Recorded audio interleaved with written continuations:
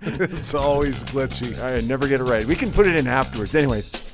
Hi, I'm Dr. Chris. And I'm Alan Chatney. And this is the Source Points podcast where we talk about all things geoscience, the oil industry, maybe some movies, maybe some TV, maybe something else. But we also have two guests here today. Yeah, Matt Lennon's back again. Hi, guys. Thanks for having me. From RPS Group. And from Tundra Oil and Gas, we've got Nathan Fester with us now. Hey, how's it going? Good, good. So welcome back, Matthew, and welcome for the first time, Nathan. What do you think of our setup? Oh man, it's killer. I'm loving it. Yeah, a couple technical glitches this morning, like the Wi-Fi blew up on us, and we had to move the table over, but we found our home now. And we have stretched out cables. We have stretched out cables. But it works. Yeah, and I think since we're not going to move, we won't trip over our own cables, right? We'll stay seated for this. That we shall. Yeah, good. So I think we're going to start off just jumping right into the JGF and how that whole thing went. That was pretty cool. Pretty well organized. And what does the JGF stand for? Yes, 3-letter acronyms. Yes, acronyms must be explained. Let's hand it off to Nathan and Matt to kind of walk us through JGF, what it stands for, and kind of what it was all about last week. So the Junior Geophysicist Forum, that's the event we just held on October 10th there, and it's also our mentorship kickoff. So we can spend some time on that, but Matt Lennon actually came in this year as our chair, he and Alana Kent. And then I am the mentorship chairperson, and so we all got together and helped coordinate this event. But Matt can maybe tell you a little bit more about what it is. Yeah, so this was, I believe, the 16th time we did this event, and we had a pretty good turnout this year. We totally flipped the script on our people and really made it a community. So I think people really enjoyed it, but all in all, there were some really big takeaways from the event, and love to dig into those. Some of them included, dealing with topics that are really relevant right now, and energy policy was a contentious topic that we had there that spurred some really interesting conversation. And what were the topics again that you guys covered? They were automation and the future of work, Mm-hmm. and energy policy, new data tools and geophysics was particularly interesting, and economic value, and how geophysics is impacting the bottom line, which is something we're all thinking about right now. I was pretty impressed with the turnout. How many people do you think we had? Like, what's the estimate on turnout? Because there were people that were writing their own name badges and there was lots of. I just counted this morning. Really? We had 90 people turn out, which is worked in our favor hugely. We were hoping for just over 100 if we could do it, but I think we had 120 sign up, and you have to account for some attrition there, but. It was perfect for us the way we had the format set up. That kind of group size was ideal. Yeah, I enjoyed it. I mean, it was sort of the first time that I've participated where it was actually at the Petroleum Club, right? Before we'd been in that Oddfellows Hall that it used to be the Chamber of Commerce space. Ballroom at the Synovus Center. So Synovus used to donate that space to us. The last couple of years we did it up there, and that's a gorgeous venue. But it worked out really well at the Petroleum Club as well, I think. And having the 4 corners in the room the way we set it up, I think worked out really well for just generating that discussion. I thought one of the coolest moments, like about having it at the Petroleum Club, which has this sort of reputation for being a little bit, formal and traditional, has that kind of feel to it, which is sort of antithetical to the Junior Geophysicist piece. But actually, the Petroleum Club has had this initiative to get more younger members in. And didn't they donate something where somebody won a membership in the Petroleum? Like a junior membership, nice. Yeah, that was really cool. You were gone by then, I think. I came late. You came late and left early. And left early. But, yeah, that's because you're a rock star. So that's what happens. Yeah, fashionably late. Yeah. So who won that? Who do you remember who won that thing? Ashley Fudge. Shout out to Ashley Fudge. Okay, Ashley, congratulations. You're a member of the Petroleum Club now. She's a lucky person, yeah. Yeah, that's pretty cool. So she'll have an account and be able to go there and bring guests. She'll see you there for lunches and all that kind of stuff. We'll see each other at function. I have to meet Ashley. I just saw her briefly as she came up and claimed the prize. But I thought that was kind of neat that the Petroleum Club rose to that occasion, right? That was definitely. Good. And you helped set that up for us. You have good connections over there, and we were new to using the venue, so you got the conversation started, so thank you. Yeah. So how was sponsorship this year? Like, we were a sponsor, but there were a lot of other sponsors, right? We should mention because we never mentioned that last time. We should go through those sponsors. Let's do it. Yeah. Without all those other sponsors, we don't have ourselves we don't have a an event, right? Yeah, So yeah, exactly right.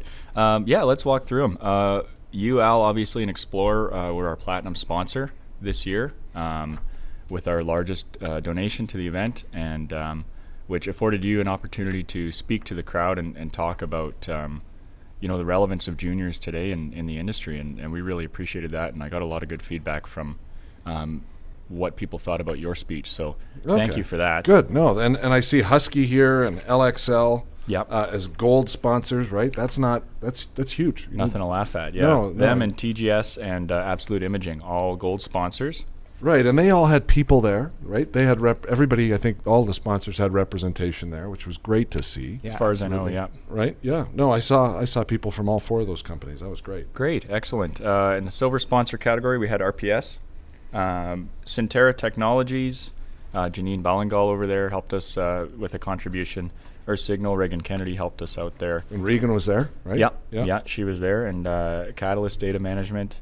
And in the bronze category, we had Sizeware and Statcom. And actually, last minute, we had a donation in the bronze category the day before the event. Oh, so they donated but didn't even get a shout out in the material? Yeah, or? no, they missed the boat on that, but they were still willing, which was really generous. Who was that? That's the Modern Miracle Network. Oh, fabulous. Yeah. Okay, those guys. Yeah, they're Yeah. working. That's a group that's been working hard on this whole question of like, how do we get a positive message out about hydrocarbons in Canada? Ah, how do we right, get right. pipelines built? And how do we get rid of this differential that's it's killing totally us? a right? So- positive messaging thing. Yeah, So. Good, yeah, good. Yeah, Mhm. Oh, that's cool. Cool, excellent, good. So what the format I thought was really good. Like you guys took a big risk, right? Departing from the traditional format of kind of a panel discussion or a sequence of presentations, and you kind of said, okay, everybody, this is a participation exercise. And so what feedback did you get? I loved it personally, but I'm glad you did. Yeah, no, I was glad to hear that. We got some really positive feedback, and if you weren't there, this is, I believe, the first time that this has been done in the geophysical community, which is just to take all the brains in the room and say, give us what you got in terms of ideas, information you might be carrying with you, advice that you have, whether you're a senior or junior, or things that you've heard. And let's distill that down to some key points so that everybody can kind of learn from the knowledge in the room. You're having a discussion more than I don't want to say a dictation. Exactly It's right. it's the format we're doing right now. We're having a discussion rather than sound bites, rather than being limited to a few minutes. Exactly. know Yeah. that- And, when you go see a speaker, that's really great, and everybody might learn a thing or two. But think of all the people in the audience there going, well, I knew this, or I might have been able to elaborate on that, or, just because one person's speaking doesn't mean they're the only one with the ideas. So we wanted to kind of open that right up. Well, the other thing I thought was interesting is that you'll get the range of people. So the way we set up the event, like you guys are talking about, we decided to move away from speakers talking to the room, and we broke up into small groups. So groups of 6 or less, because we'd done a bit of research, and that's where your groups start to get effective. Once you get bigger than that, you start to lose people, and they're not going to join in the conversation. We wanted everybody in on the conversation, from junior, undergrad, all the way up to our most senior geophysicists. And it was neat because we broke up into those 4 cornerstone topics like we discussed, and you'd have people that signed up because they were interested, but they knew nothing. And then you had the people that were really passionate. And it was cool because you got the range of conversation where you're like, I don't even know what I'm talking about when we talk about Canada's energy policy, and someone else like an Alex Shrake who's just totally infused in that world and can help educate. So it was great because the conversation really was back and forth, and you got totally different perspectives, and overall I think a really neat cross-section of where people are at and what their knowledge base is. what was fascinating too is how 4 seemingly disparate topics actually ended up converging. That was unexpected for me because we had the new data tools, and there were some common threads to economic value, the modern workplace, and these other discussions. It was neat to see that happen. Before you go on, though, I left before the end, so you're gonna have to explain what happened. All I saw when I came, I came late and left early, but all I saw was people getting into groups, a discussion happening. I left, so I don't know what happened after that point. can someone fill me in on what happened? The way it worked was you guys did a great job of getting everybody corralled into 4 groups, 4 corners. We all went and there was a setup, a little kind of a mini theater setup in each of the 4 corners. And from there, the groups broke into subgroups of 6 people, 5, 6, 7 people, something like that. And then each subgroup. So if, for example, I went to the new data tools area, and then we had a group of 6 more or less randomly selected folks who ended up being a cross section of students, and there was somebody there from, I think Daniel Perez was in my group from TGS, and then myself, and then we had just a kind of a guided discussion. You'd wisely created some sort of questions and topics of discussion, and then we sort of wrote down the key takeaways from each of those discussions. Then we reconvened, because Matthew here was shepherding everybody and said, okay, 1 minute, so then we reconvened, and as a larger group, again, in the new data tools area or the economic value or whatever area you were in, then we tried to combine and distill key takeaways that were common to, or that were sort of salient to the overall discussion. And we found lots of commonality between each of the subgroups. Right. Then a recombination with a representative from each of the 4 groups presenting the key takeaways.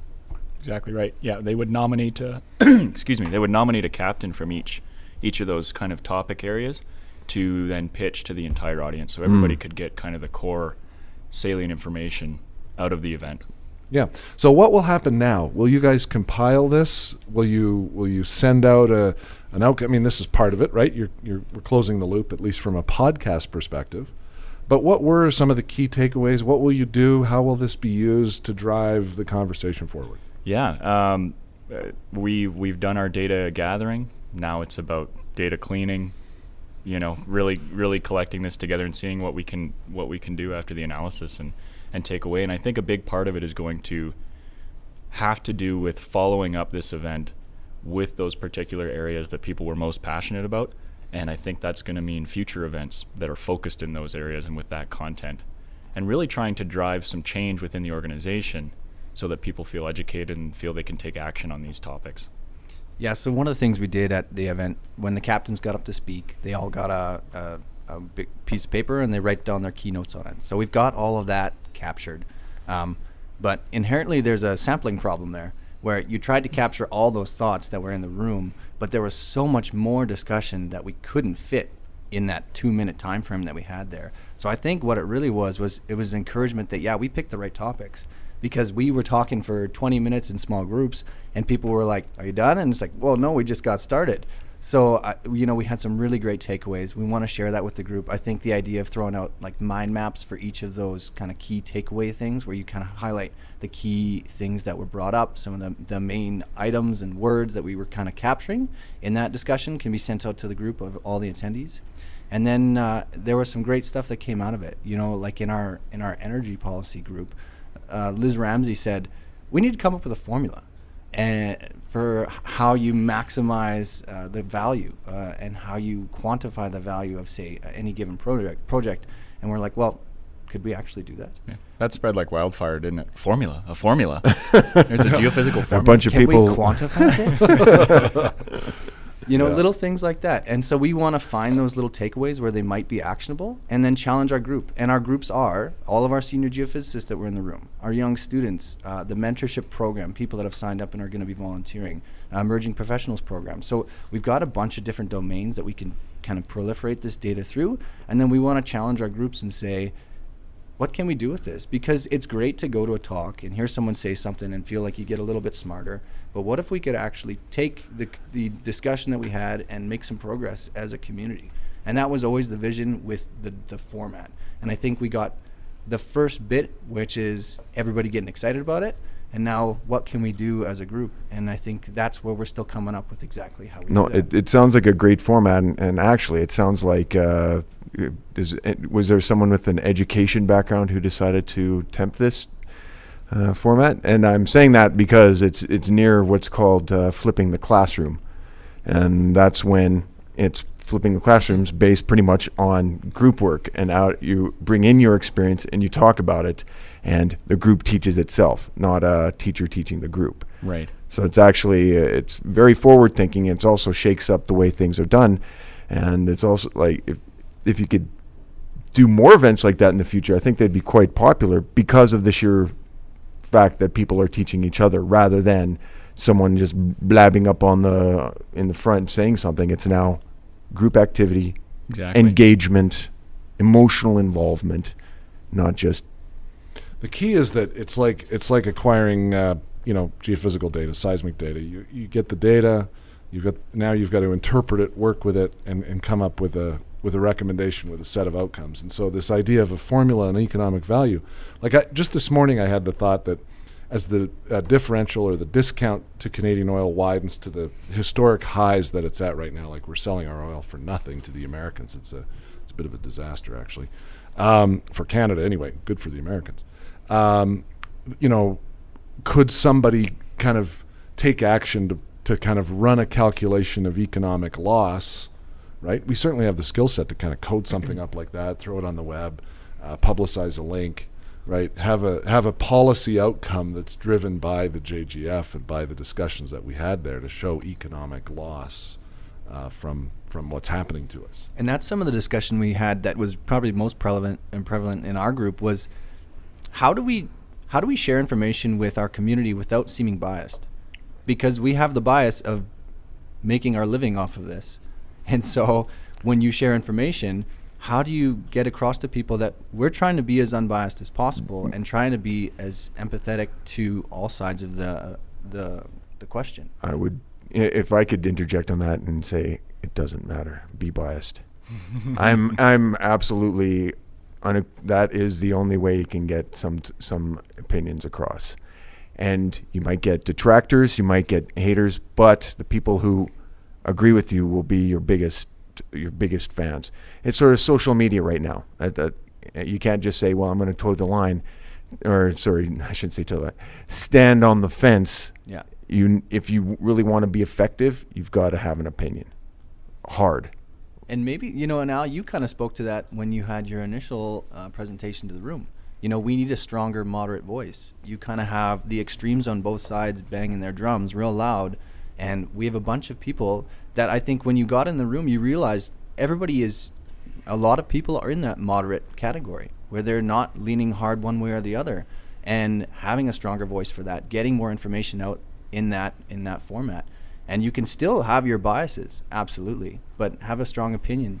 Well, and the other thing that's happened in the world today is that unfortunately, if we're silent on some of these matters, just to kind of shift specifically to that policy question, the energy policy question, there's an instinct to kind of be silent and be professional, kind of avoid having the opinion is kind of the classic model, which, as Chris, I think, correctly points out, is probably broken.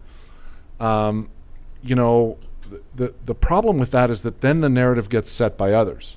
And then the oil industry gets set up by other people other than the industry and described by other people as, oh, you're, science deniers. Well, nothing could be further from the truth. Actually, there isn't a greater concentration of scientists on the planet, maybe, than the scientists in downtown Calgary. Like, in terms of spatial distribution, we can all get to each other without even going outside, right? And there's thousands of us that understand the Earth, that understand different aspects of it. And are we unanimous in our interpretation of the world around us? Absolutely not. Is science settled? No, it shouldn't be, right? And so but on policy matters, it does end up having to be about opinions. And I think it's actually more appropriate to kind of declare your bias, which builds credibility. It says, look, you say, I am a scientist that works in oil and gas. You're going to be accused anyway. You're going to get, otherwise, because what's going to happen to you on social media is they're going to say, you're a shill for the energy industry, or you're a, whatever you are. An right? oil lobbyist. An oil lobbyist or something like that. So anyway. Just say, yes, I am a shill for my job. Right. And actually, we all benefit from energy, so let's have that discussion, right? So. Well, that was one of the coolest parts that I took away from at least our small discussion group. Trevor Boyce was in my small group, and he had this really cool perspective. He said, we need to reframe the discussion. He said, everybody's talking about minimizing impact and reducing and sustainability, but he said what the real question is, and reframing it to how do we maximize human goodness, essentially. And he asked this question. It was incredibly impactful. He said, what was the previous energy source before oil? Coal. And he said, when did coal hit its peak output, peak consumption? It still hasn't. It It's probably still hasn't. growing. Yeah. It hasn't yet. Right. And he said, what's the fuel source before coal? Wood? Right. Bio- Biofuel, as they call it, is wood. Yeah. Or Or dung. whale oil. Right. No, but it was predominantly wood and dung. And dung. He said, when has that usage peaked yet? And it hasn't yet. Right. And so his point is that our total energy consumption continues to grow, and the world is huge. There's a ton of people in the world that still don't even have internet access. Imagine the growth of the world. In a perfect world, you have maximum human goodness, maximum energy use, and you minimize the impact of that energy use. And so in his opinion, and I think our group's opinion, was that oil will continue to be an important part of that wedge. And you add sustainable energy on top of that, but we continue to use all of our old energy sources. So why would we imagine that oil will die alongside, like as a unique... It won't. Oil has solved so many problems we don't see anymore. Right. And that's the problem. There's a long list of problems that are completely taken away and out of everybody's sight. Well, longevity, infant mortality. Exactly, you exactly. know, all of these things Keep are going, directly keep going, correlated, keep right? going, and people just Yeah. they don't see that. They Well, can't. and I've been talking for a couple of years about the growth. You know, since the last downturn, we sort of entered the downturn at something like 95 million barrels a day. Today, I saw it in the news this morning, kind of a news article that said we've, for the first time, produced 100 million. We're over 100 million barrels a day.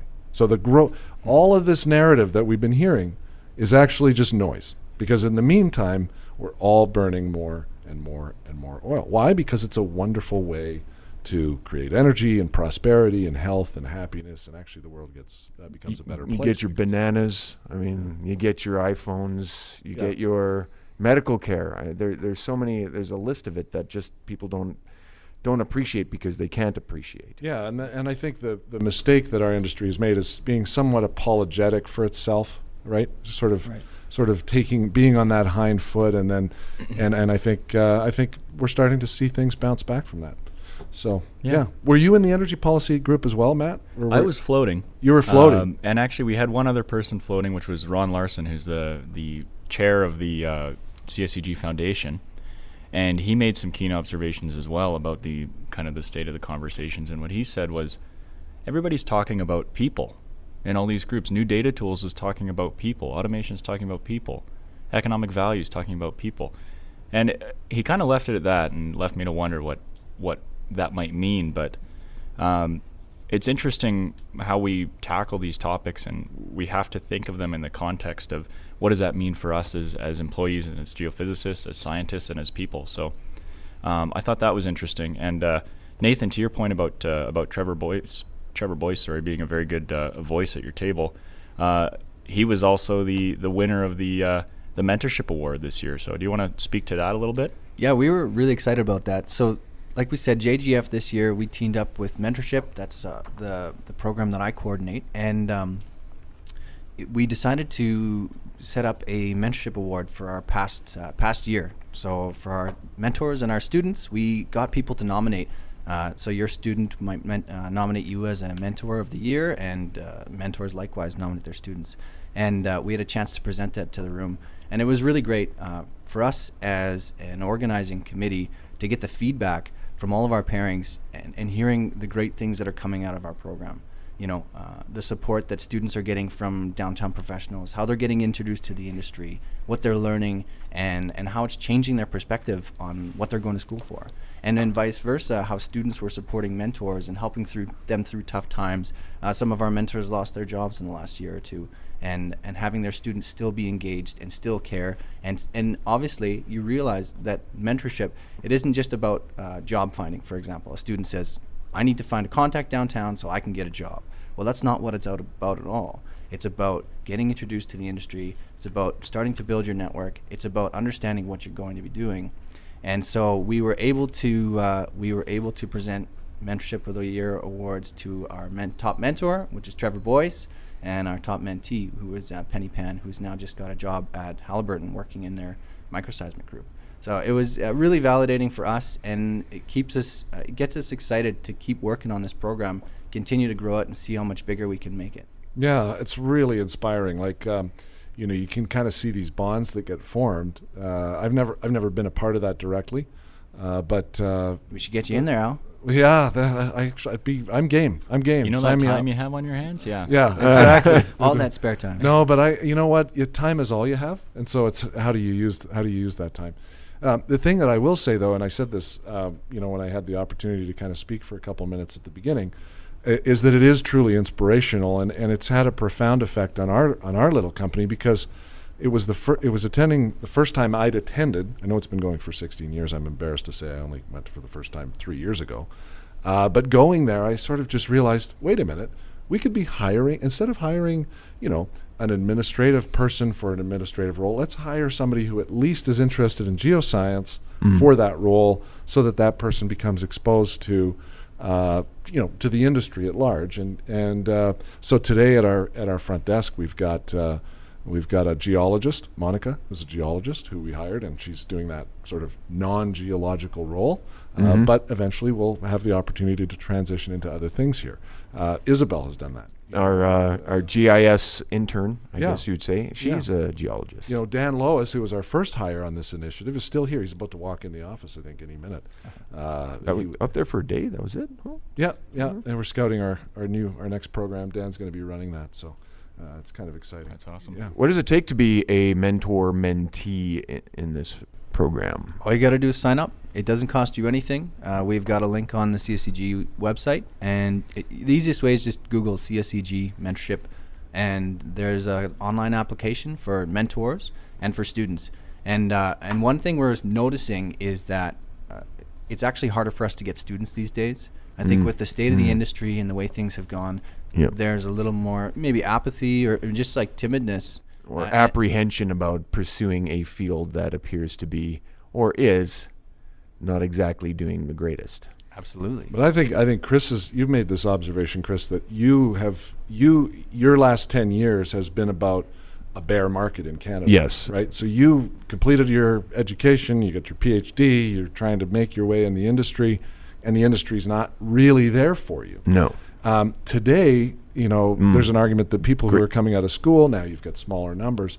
I think the new grads today are in a fantastic position going forward. I'm a little bit envious.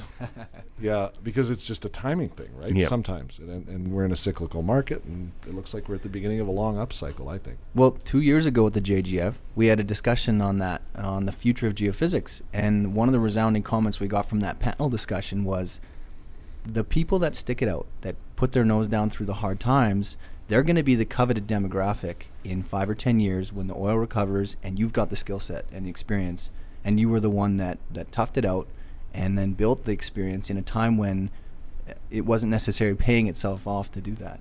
And so that was really cool, because we got that from a couple of 15-year experienced guys, Brian Rex, and I'm trying to think who was the other speaker.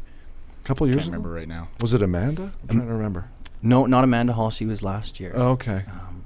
But anyways, that was a resounding comment from them, and so I think that's probably something we can share with students today too. Is, yep, it looks like things are on the upswing. It'll still be maybe slow for a little bit, but especially with the way differentials are. But if you can stick it out, I think that you will be a coveted demographic in 5 to 10 years. Well, and the other thing is that it's interesting that sticking it out and working through the grind is exactly what it's all about. We've hired, we've hired now I think something like 24 GITs in the last couple of years. And what you see is that there are a lot of things to learn that are kind of nuts and bolts things that university doesn't necessarily teach, like data formats and, just IT stuff and, just basics around work and, in our world, acquisition and the field and how do I drive and H2S Alive and there's just a ton of stuff to learn, and it just takes time to do that. And so it's all about starting, plugging in, and kind of having some stick with it of stuff. Sounds like a great program. I guess what's the time? What's the time that Commitment? Yes. So we want our pairings to be meeting up once a month.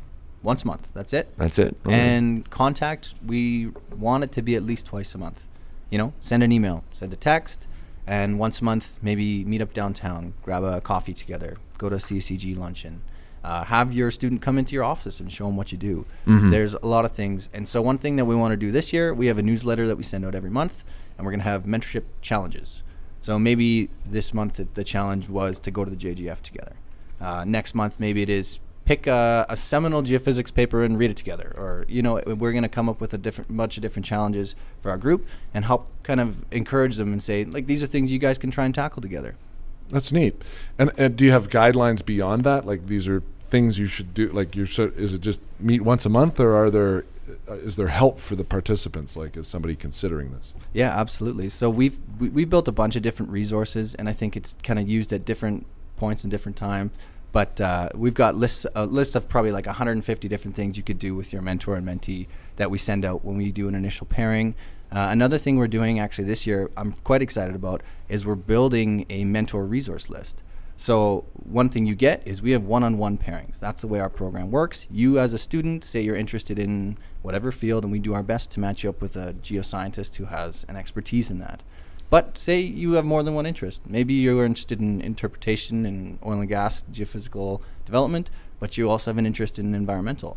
But your professional, your mentor doesn't have any background. So we are collecting people to sign up for our mentor resource list, where you identify a field that you're passionate about or interested in or expert in, and then that resource list is going to be available to our group. And if you say as a student, I'm interested in learning more about this discipline or this domain, then you go to the list and say, okay, here's somebody I can contact about that. Right. So if it was something on the ecological front, something tied to seismic, you could connect to somebody like Jesse Tigner, who's an ecologist, that or something like that. Non-geophysical, non-geoscience disciplines. Do you go to the UFC, or what's the other one? It's no university. Mount Royal. Yeah. Do you guys go to there and do presentations to suggest that to the students there? Yeah, we just actually had an event here at the beginning of October where we went to the U of C and invited in MRU students and state students and all the U of C, and just told them a little bit more about the program. And that's one of the ways that we get to share information. And then you just use your contacts list as well. Send out to all the students and we have reps. The CCG has reps at each of the schools across Canada. And so we have mentors and students, from UBC, from U of A, from all the way out east, MUN, and it's all over Canada actually. Yeah, it's pretty neat. And what I've observed too with these new graduates, the students, is that they tend to stay fairly connected to their academic network. So you went to school with this kind of general group of people. Those people tend to stay connected no matter kind of where they end up or how that goes. So I imagine word spreads pretty well, in terms of how that all works. Super cool. So what else is going on? You guys seen any movies lately? Oh, we got to go to movies. That was a transition into movies. Yeah, it was a hard transition. The entertainment. We need like an intro now. Yeah, exactly. Entertainment news. Yeah, exactly. Have you guys seen any good ones lately? Have you seen any? There's some interesting movies coming out. We're coming into Oscar season, right? All the movies tend to get released this time. Are we cycled back already to that? Well, it's the end of the year. It's the fourth quarter. That means we started this last year. Yeah, that's right. That's right. Because we had the exact same talk last year. Yeah. But anyway, have you guys seen any good ones in the last few months? Have you seen any? I'm bad at movies right now. I've got 3 young kids, so there's not much time to get out to the theater. Finding Nemo or whatever the new one. Man, you're young to have 3 young kids. Well, thank you. Yeah. I am. We're a busy household right now, so it's hard to sneak out. But I can tell you, Finding Nemo's a great flick. Phenomenal. SpongeBob SquarePants. Yeah, we've been crushing some of that too. Incredibles 2. Did you get out to that one? We went and saw Incredibles 2 actually, and that was. I heard that was good. Actually, it was good. It's a great flick. One thing about the Incredibles, they try and make the dialogue as realistic as possible. So as parents, you get into it because you're like the way the parents converse you're just like, I totally relate to that. It's amazing. Like in the original Incredibles movie, where they're like all fighting over the table and the kids are going nuts, and like the mom is just like losing her mind, and she's like, I just need you to do something here, and the dad's just like eating away at his plate, and you're just like, this is so perfect. It's amazing. They do such a great job. So we loved Incredibles too. My two oldest, we went to the theater and sat in the recliners, and it was awesome. That's sweet. I'm infamously a rewatcher of movies. So the movies I've been watching a lot of lately probably were in the Oscars 4 years ago or so. Oh, okay, cool. Lately, I'm really into Fury. Okay. With Brad Pitt and Shia LaBeouf. Is that loosely based on comic book, or is it just? It's that war movie where they're in the tank. Right. Because I'm almost sure that was. Was it a comic book? Yeah, like when I say comic book, I mean like years, like 60s. But this isn't an animated thing. No, This it's is- not. Okay. No, it's a very serious movie, but it was really good. Oh. And what else? Have you guys seen guys go? Have you guys seen the commercials for First Man? I have. I'm intrigued by that. Yeah. I'd like to go check Commercials? That's What? right. Trailers. Trailers. Oh, Yes, thank you. commercials. We Whoa. must be new here. Yeah, I was like, what? TV? What's that? That's right. No, I tell you, my son and I really we've looked up this top 100. There's top 100, top 250 movies list. So we're really into catching up on that right now. So the other day we took it upon ourselves to watch Citizen Kane. I don't know if you Oh, guys have ever jeez. seen Is that it. like yeah. 1960s or something? No, Oh, it's like no, 19, no. 1930, Yeah. 1940. Really? It's like Is that still topping Rotten Tomatoes for like it's the up best there. movie It's of all time? it's one of the contenders for the. It's sort of the Godfather, Citizen Kane, Shawshank Redemption. Those are the ones that kind of get up at the top of the list. And we watched Citizen Kane, and it is an absolute jaw-dropping film. Like even today, it's topical, it's relevant. The filmmaking, I can't imagine how advanced that was for its time with Orson Welles doing that work. And if you haven't seen it, I'm just going to put a plug in for an old 1940s movie. No, If it's you a haven't seen classic. it, you gotta go see. You gotta, and you don't have to go see it. Sorry, Go Netflix. see it. Use the cloud. Is it actually on? I wouldn't. It's on Netflix. Oh no. I may forget if not it was be. Netflix or Apple TV. One of the two. We Right. watched it. Right. We have both in our house. So. How far are you guys down the list? We've got a smattering of stuff all over the list. The 100th on one of the lists we saw is a film called Yankee Doodle Dandy, which I think is a musical from the 40s or something. I have almost no interest in seeing Yankee Doodle Dandy, but my son is saying, no, But we're it's gonna got start dancing. at the bottom of the list. So there's a whole thing that we have before us here. My son is bound and determined to have me do that. There's the Criterion collection, I believe, was also something. Whether that's a thing or it was like years ago. It was a whole DVD series, so it had like the samurai series out of Japan, and all the there was a Fear and Loathing in Las Vegas, and all those sort of quirky movies were on the list as well. Well, and there's some big ones that I've never seen, like Gone with the Wind, right? Right. Yeah. Know it? Never seen it. Have you ever seen it? Who's I seen- read the book when I was in like grade 7 or 8. Really? I did. As part of a curriculum, I'm hoping.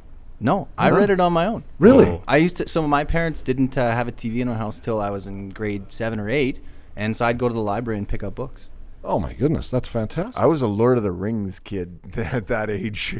Gone with the Wind at grade 8. That is fabulous. It was not bad, but I was a big Star Wars fan. So the first big book I read was like some random Star Wars novel in the Star Wars universe, and I just started crushing Star Wars books. I think I read like 60 Star Wars books from grade 4 to grade With 8 or Admiral 9. Thrawn. Yes, Or that's whatever his right. name is. Yeah, Jason Solo. And Yeah.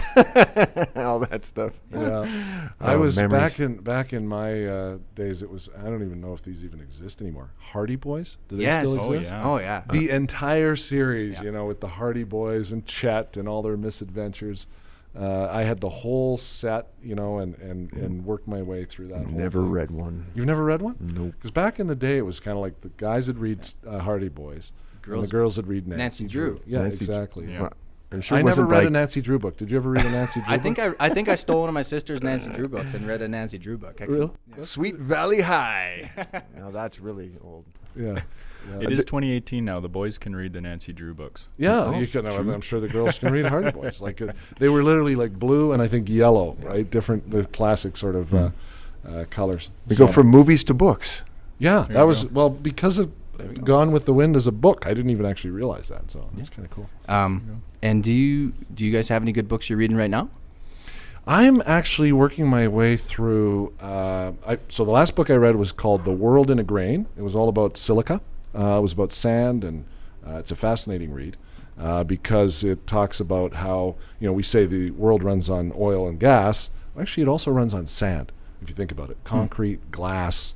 Obviously, the frac sand discussion of today, and this guy, I forget the author's name right now, but he covers the whole range of silica and of sand, and it's a fascinating kind of quick read that it's a bit thought-provoking. The one that I've got sitting on my coffee table now is Conrad Black's History of Canada. It is a weighty tome, I will tell you. It's like 1,500 pages or something. But I've got the first couple chapters down, and he does a very good job. He's quite a good historian and a very good writer. I like his writing style. We have a very underrated history as a nation, I feel like. Yeah, well, that's sort of his premise, right? Is Yeah. like let's dive into that and understand what that is all about. So Awesome. I'm just setting into that one right now. I didn't appreciate history or social class in junior high school. I found it incredibly boring. But the older I get, the more I appreciate just how much you can get out of history books. It's incredible. Yeah, and one of the things that has kind of got me going on this is the name. Our company's about exploration, right? And when you read about some of these old explorers, it is jaw-dropping what these guys did. Like you read about James Cook and his adventures, and you think about getting on a boat and not knowing what's out there, and going from England to Australia, and then the guy hits a reef offshore in the Great Barrier Reef. He's got to throw like 30 tons of supplies overboard. He's on the other side of the planet, doesn't know what's there, limps the boat back to shore. There's like no end of poisonous things, and actually gets assisted by some indigenous folks that are at shore, has to cut and hew the wood to fix his boat in Australia, does this, and ends up like making it all the way back to England. It's like, Wow. You think about what that is. It's crazy. And the same stories are true of guys like Mackenzie and Frobisher and all these guys. It's fascinating. It was a different time, to be sure. Yeah, now we just get on a plane and we're upset if our luggage gets lost. Someone Well, called yeah. me a bad name on Twitter. Cool. Good. Shall we wrap it up, Chris? What do you think? Sure. We're at the 44.5-minute mark. So actually, it's probably about 40 minutes. But yeah, I think that's a good place to stop. This is where we get the outro music. First, we have to thank our guests. Thank our guests. Well, thank you guys for having me. That was it was a ton of fun, and you guys have pretty great setup here.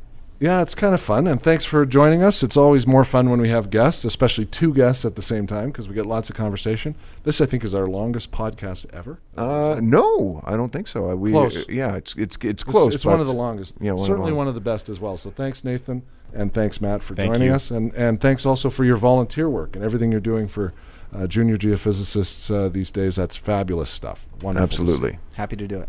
Okay, let's see if I can get this outro going. Wait, No. it never goes. I could always put it in post-production. It'd It be never easy. We goes. just pretend like it's going. Never go. Oh, here's why. Volume. It's always the volume. Because I faded it out. you Yeah, see? yeah. Okay. All right, that was the Source Points podcast. We're done for this week. I'm Dr. Chris. And I'm Alan Chatney, and we'll see you next time. Yep, keep rocking.